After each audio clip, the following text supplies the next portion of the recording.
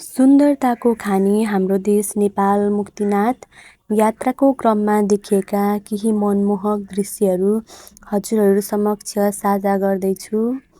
कतै घुमाउरो बाटो, विशाल पहाडहरू र शान्त नदीको सङ्गमले यो पवित्र यात्रा झन् अविस्मरणीय बनेको छ।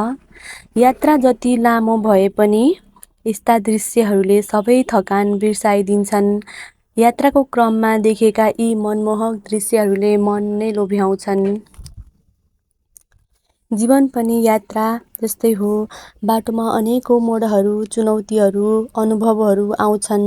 तर धैर्य र विश्वासको साथ अघि बढिरहँदा गन्तव्य अवश्य प्राप्त हुनेछ। यात्राको यी सुन्दर क्षणहरू तपाईहरू सामु साझा गर्न पाउँदा निकै खुसी लागेको छ। प्रकृतिको अनुपम सौन्दर्यले हरेक यात्रालाई अझ विशेष बनाउँदछ। यो मनमोहक बाटो हुँदै पवित्र तीर्थस्थलको यात्रा साँच्चै अविस्मरणीय बनेको छ। हजुरहरूलाई मेरो भिडियो कस्तो लाग्छ? मन परेमा लाइक, सेयर, सब्सक्राइब गर्न नभुल्नुहोला।